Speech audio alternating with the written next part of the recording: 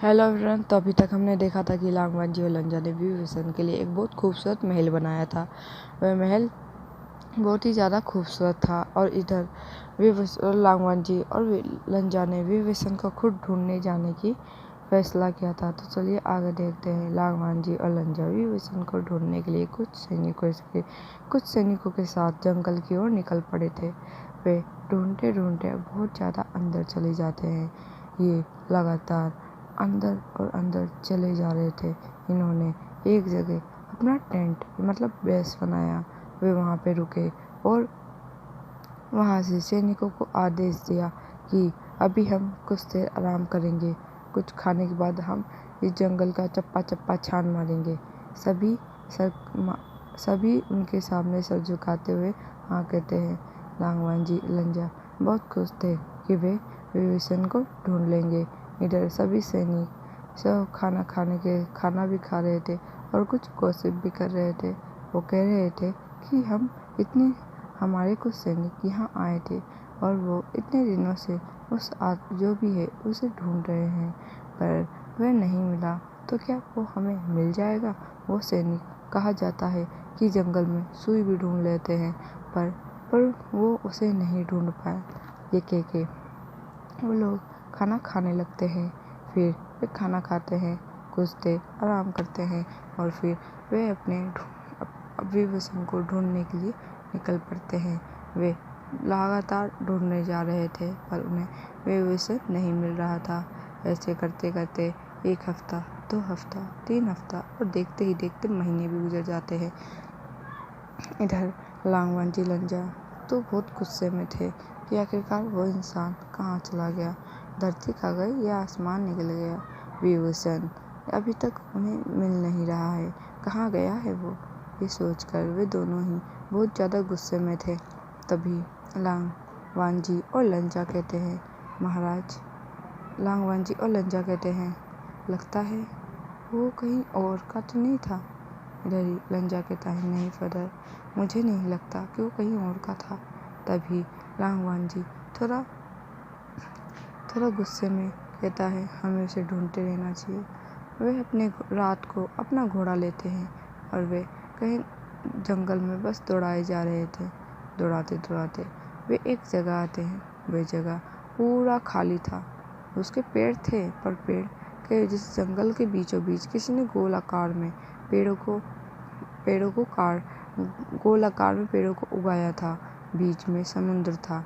उस समुद्र में मछली, वो समुद्र साफ साफ दिख रहा था कि वो समुद्र बहुत बड़ा और चौड़ा है। वो कितना गहरा है किसी को पता नहीं। वो पानी दिखने में बहुत ज़्यादा ही नीला था। वह इतना नीला था जैसे कि मानो उसमें किसी ने नीला रंग घोर दिया हो। लांगवान जी और लंजा ये देख के थोड़ा हैरान थे कि आखिरकार कोई पानी इतना भी नीला हो सकता है। लांगवान जी और लंजा दोनों ही विभीषण को ढूंढने के लिए अपने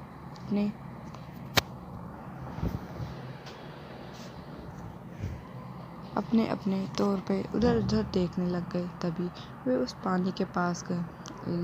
लांगवान जी और लंजा का दोनों का ही घोड़ा इतने दिनों में थक चुका था और कई बार इन्हें चोट भी लगी थी। तभी वे दोनों घोड़े उस तालाब का पानी पीने लगते हैं। ये पानी पीते पीते उन्हें देखते हैं कि वो घोड़े फुर्तीले और उन घोड़े के शरीर पे लगे घाव भी भरने लगे। ये देख के लांगवान जी लंजा हैरान हुए। वे उस पानी के पास जाते हैं और अपना हाथ उस पानी के अंदर डालते हैं। कुछ गहराई के अंदर जाने के बाद उन्हें अपना हाथ कहीं और ही जाता दिखता है। लांगवान जी लंजा हैरान थे कि क्या है। वे उस पानी में देखते हैं और वे देखते ही देखते उस पानी में बिना कुछ सोचे या समझे कूद जाते हैं। उन्हें ये भी नहीं पता, क्या पता ये पानी कैसा है, क्या पता ये कोई माया जाल हो। ये सोचे बिना वे उस पानी में कूद जाते हैं। इधर लांगवान जी लंजा एक जगह पहुंच चुके थे। वे जगह बहुत ही ज़्यादा खूबसूरत था। हर जगह हरियाली हरियाली ही थी। वहाँ तितलियाँ भी इस पे आत्मा बहुत सुंदर थी। उनमें से भी नीली रोशनी निकल रही थी। यहाँ पे किसी भी जानवर को देख लो, उनमें सभी में से अलग ही रोशनी निकल रही थी, जैसे कि हिरन से गोल्डन लाइट निकल रही थी। सांप से, जिस सांप का जो कलर था उसी कलर की उस पे से लाइट निकल रही थी।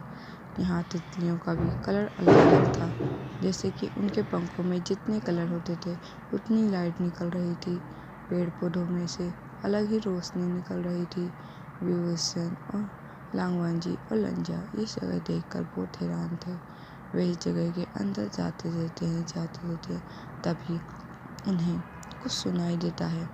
उन्हें एक बहुत ही ज़्यादा मीठी आवाज़ सुनाई दे रही थी। ये एक बांसुरी की आवाज़ थी। ये बांसुरी की आवाज़ सुनने में बहुत ही ज़्यादा सुंदर लग रही थी। विभूषण ये बांसुरी जो बजा रहा था, वे बांसुरी बजाने में मानो जैसे महारत ही हासिल कर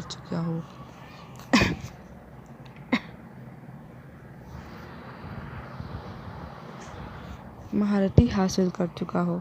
इधर लांगवांजी लंजा उस बांसुरी की आवाज़ की ओर बस खींचे ही चले जा रहे थे। वो उस बांसुरी की आवाज़ का पीछा करते करते वहाँ पहुँच जाते हैं, तो उनकी नज़र सामने पड़ी नज़ारों पे जाता है। बीच में एक बहुत सुंदर तालाब है। सामने एक बहुत ही बड़ा बरगद का पेड़ है। उस पेड़ के नीचे कोई इंसान बैठा है। वो इंसान बांसुरी बजा रहा है। वो इंसान के हाथ में एक ब्लैक कलर की बांसुरी थी। ये बांसुरी बजाते हुए उसके आँख बंद थे, उसके बाल हवा में उड़ रहे थे। लांगवांजी लंजा देखते ही पहचान जाते हैं, ये वही ब्यूटी है जिसे हम ढूंढ रहे थे। लांगवांजी लंजा मानो जैसे फिर से आज वो यहाँ क्या करने आए भूल गए हों। वो ये भी भूल गए थे जिसे वो देख रहे हैं, उसे वो यहाँ से ले जाने आए हैं। वे दोनों वहीं खड़े हो गए थे और बस उन्हें देखे जा रहे थे। लांगवांजी और लंजा को देखते हुए पता नहीं चल रहा था कि कितना टाइम हो गया है। लांगवांजी लंजा बस उसे देखे जा रहे थे। विभूषण बांसुरी बजाने में डूबा हुआ था। वह बांसुरी बजाए जा रहा था। बांसुरी बजाते बजाते उसके पास कई जानवर आते हैं। ये जानवर दिखने में बहुत ही ज़्यादा अलग थे। यहाँ पे एक टाइगर था जिसके 2 दांत लंबे लंबे थे जो बाहर निकले हुए थे, और वह टाइगर के अंदर से ब्लैक एंड येलो कलर की लाइट निकल रही थी। उसके पास एक वाइट कलर का मोर भी आया था जिसके अंदर से वाइट स्प्लेयर पावर निकल रही थी, मतलब वाइट रोशनी निकल रही थी। उसके पास ऐसे ही कई जानवर आए थे जिसमें से अलग ही लाइट निकल रही थी, मानो इन जीव बहुत ही ज़्यादा पवित्र हों। इन जीवों का कोई भी मुकाबला ना हो। विभूषण बांसुरी बजाने में खोया हुआ था। तभी वह टाइगर जैसे ही 2 अनजान इंसान को यहाँ देखता है, वह उन पे हमला करने के लिए दौड़ता है। जैसे ही वो उन पे हमला करने के लिए दौड़ता है, लांगवांजी उसे अपनी मात्र एक हाथ से ही रोक लेता है। हाँ, लांगवांजी भले ही कहीं पे भी हो, पर लांगवांजी है। लंजा तो बस वो वहाँ पे खड़ा होकर सब कुछ देख रहा था। विभूषण को जैसे ही पता चलता है कि यहाँ पे कोई आ चुका है और उस पे टाइगर ने हमला कर दिया है, वे उठता है और बोलता है, कौन हो तुम लोग? कौन हो? और यहाँ क्या कर रहे हो? तुम्हारी हिम्मत कैसे हुई यहाँ पे आने की? लांगवांजी जो कि विभूषण को देख रहा था, तभी लंजा कहता है, हम यहाँ तुम्हें लेने आए हैं ब्यूटी। ये सुनते ही विभूषण का तो पारा हाई हो जाता है। वो कहता है, तुम्हारी हिम्मत कैसे हुई मुझे ब्यूटी कहने की? मैं एक मैन हूँ, ना कि एक वुमेन। ये सुन के लांगवांजी लंजा कहते हैं, तुम मैन हो या वुमेन, हमें इससे कोई फ़र्क नहीं पड़ता। तुम्हारी ब्यूटी तब हमारी है और हम तो तुम्हें यहाँ से लेके जाएंगे। ये सुनकर विभूषण बहुत ही ज़्यादा गुस्से में उनकी ओर अपनी उसी सुकड़ी हुई आंखों से देखता है। लंजा कहता है, हाय ऐसे मत देखो, हम तो मर ही जाएंगे। इधर विभूषण का तो पारा बस हाय होने ही वाला था। उसका चेहरा गुस्से में लाल हो चुका था। उसने कहा, तुम लोग अगर अपनी सलामती चाहते हो तो चले जाओ यहाँ से, वरना वरना मैं तुम्हें ऐसा तुम्हारी इतना मारूंगा कि तुम्हारी टांगें टूट जाएगी। लांगवांजी कहता है, ओ हमारा बेबी हमें मारेगा? ऐसा मत करो, अगर तुम हमें मारोगे और हमें कुछ हो गया तो हमारे बेबीज कैसे जन्म देंगे हैं, बताओ। ये सुनकर विभूषण तो और गुस्सा हो जाता है और कहता है, सेमलेस, तुम दोनों बहुत सेमलेस हो, तुम जाओ यहाँ से, मुझे परेशान करना बंद करो, वरना मैं तुम्हें अपने पापा से कह के सज़ा दिलवाऊंगा। तुम्हें पता भी है तुम कहाँ पे आए हो? ये हमारा जगह है और यहाँ पे अगर कोई बुरा इंसान आता है तब हम उसे बहुत बुरी पनिशमेंट देते हैं। ये सुन के लांगवांजी और लंजा हंसते हुए कहते हैं, जाओ तुम्हारे फादर को भी बुलाओ और तुम्हारी मदर को भी। अच्छा है, हम यहीं से तुम्हें विदा करके ले जाएंगे। ये सुनकर विभूषण अपना एक पैर जमीन पटकते हुए कहता है, तुम दोनों मेरे सबसे बड़े दुश्मन हो। अब मैं तुम्हें बताता हूँ। विभूषण के पास भले ही स्पिरिट पावर नहीं थी, पर उसकी स्वर्डनेस और तीरंदाजी बहुत अच्छी थी। विभूषण दोनों पे हमला कर देता है। लांगवांजी कहता है, तुम हमें नहीं हरा पाओगे बेबी। ये कह वे दोनों से लड़ने लगते हैं। दोनों लड़ते लड़ते हैरान थे कि विभूषण इतना अच्छा तलवारबाजी जानता है। विभूषण चिढ़ते हुए और हमला करते हुए कहता है, तुम लोगों को क्या लगता है तुम दोनों मुझे हरा दोगे? ये कह के वो अपने दोनों हाथ में तलवार पकड़ लेता है और दोनों से लड़ रहा था। लांगवांजी कहता है, बहुत हुआ। और वो एक चुटकी बजाता है और विभूषण के हाथ और पैर रुक जाते हैं। लांगवांजी विभूषण को अपने गोद में उठाता है और कहता है, कहाँ है तुम्हारा घर? चलो हम तुम्हें ले चलते हैं। ये कह के वे दोनों ही वहाँ से विभूषण को लेके चले जाते हैं। विभूषण को ले जाते हुए वे दोनों बहुत ही ज़्यादा खुश थे कि आज हम इसके फादर और इसके मदर से मिलेंगे और हमारा रिश्ता तय होगा। ये सोचकर वे दोनों बहुत ज़्यादा खुश थे। लांगवांजी और लंजा दोनों खुश थे, लेकिन विभूषण जो उनकी गोद में तो था पर बहुत गुस्से में। वो जानवर जो वहीं पर खड़े बस ये सोच रहे थे कि अभी क्या हुआ। टाइगर जो कि वहाँ पे बेहोश पड़ा था, जैसे ही वो होश में आता है वो देखता है वहाँ विभूषण नहीं है। वो वहाँ से दौड़ते दौड़ते जाता है और वे अपने रूप में आता है। जी हाँ, वो वेनिंग था। वेनिंग अपने असली रूप में आकर वे वहाँ से सीधे अपने किंग के पास जाता है और किंग से कहता है, महाराज, हमारे प्रिंस को किसी दो इंसान ने बंदी बना लिया है। ये कह रहे थे।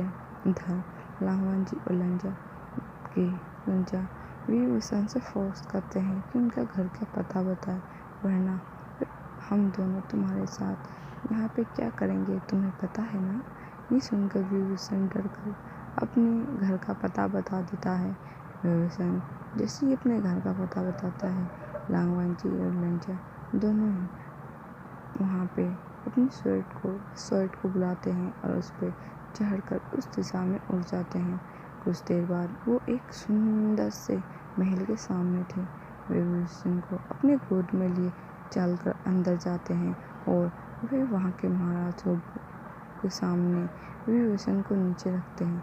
वहाँ विभूषण के फादर जैसे ही लांगवांजी और लंजा को देखते हैं, वे घुटनों पे आकर उन्हें प्रणाम कहते हैं और कहते हैं, प्रणाम एम्परर, हम यहाँ पे आप यहाँ पे कैसे?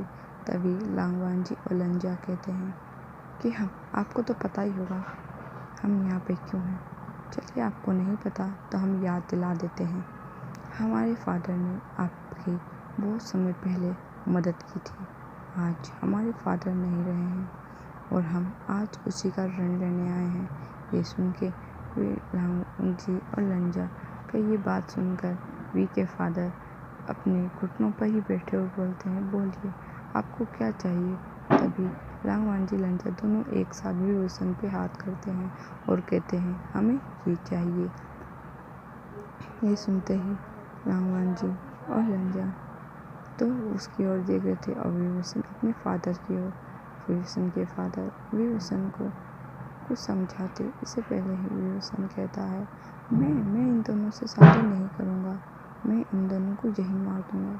तब विभीषण के फादर विभीषण को रोकते हुए कहते हैं, रुको भी, मुझे तुमसे कुछ बात करनी है, चलो। विभीषण को वे वहाँ से ले जाते हैं। विभीषण को ले जाने के बाद वे उसे एक कमरे में ले जाकर सारी बात बताना शुरू करते हैं। विभीषण के फादर बताते हैं कि बहुत समय पहले की बात है, जब मेरे क्लैन में एक बहुत बड़ा हमला हुआ था। हाँ, ये डार्क एनर्जी थी जिन्होंने हम पे हमला किया था। हमारा पूरा प्लेनेट बर्बाद हो गया था। तब हम धरती पे आए थे। धरती बहुत सुंदर और बहुत ही ज़्यादा खूबसूरत थी, पर यहाँ पे कुछ ऐसे लोग थे जो हमें अपना गुलाम बनाना चाहते थे। पर तभी लांगवान जी और लंजा के फादर ने हमारी मदद की थी। उन्होंने हमें यहाँ पे रहने के लिए एक गुप्त जगह दी। उन्होंने कहा कि आप लोग एक अच्छे कल्टीवेटर और एक अच्छे पावर रखते हैं, आप अपनी दुनिया का निर्माण भी कर सकते हैं, तो आप यहाँ पे रह सकते हैं। मैं यहाँ का एम्परर हूँ, इसलिए मैं यहाँ पे आपको रहने की इजाज़त देता हूँ और आपका कोई भी विरोध नहीं कर सकता और ना ही कोई आपको यहाँ रहने से रोक सकता है। हम उस वक्त बहुत ही ज़्यादा तकलीफ़ में थे। हमें खाने के लिए खाना और रहने के लिए घर और ना पहनने के लिए ढंग के कपड़े थे। तब उन्होंने हमारी मदद की थी और आज हमारी बारी है कि उन्हें जो चाहिए हमें उन्हें देना होगा। तभी विभीषण के फादर, आपने तो कहा था अपने क्लैन के लिए जान भी दे देना, पर आप तो मुझे कहीं और भेज रहे हैं। तभी वी के फादर कहते हैं, नहीं वी, ये क्लैन तुम्हारा ही है, तुम जब भी चाहो यहाँ आ सकते हो। ये क्लैन तुम्हारा ही रहेगा, इसके किंग भी तुम ही रहोगे, लेकिन अभी तुम्हें उनके साथ जाना होगा। उन्हें मैं साफ साफ उनकी आंखों में देख सकता हूँ, वे तुमसे प्यार करते हैं और उनका प्यार ऐसे ही तो नहीं होगा। विभीषण चिढ़ते हुए कहता है, फादर वो 2 जने हैं और 2 जने मुझसे। तभी लांगवान जी और लंजा वहाँ आते हुए कहते हैं, माफ़ कीजिएगा, आप दोनों की बातों में हमने इंटरफेयर किया। वो विभीषण की ओर देखते हुए कहते हैं कि हम चिंता मत करो, हम जब तक तुम्हें टच नहीं करेंगे जब तक तुम नहीं चाहोगे। हेलो एवरीवन, तो आप लोग यहाँ तो ठीक है दोस्तों, स्टोरी यहीं तक रहती है। दरअसल मेरी तबीयत बहुत ख़राब है, इसलिए आज रिकॉर्डिंग ढंग से नहीं हो पा रही है। कल तो और ज़्यादा हालत ख़राब थी। तो दोस्तों प्लीज़ मेरे चैनल को सब्सक्राइब करो। आप लोग वीडियो देखते हो पर सब्सक्राइब नहीं कर रहे हो यार, ऐसे कैसे चलेगा। प्लीज़ मेरे चैनल को सब्सक्राइब करो एंड सपोर्ट करो यार, ऐसे तो नहीं चलने वाला ना।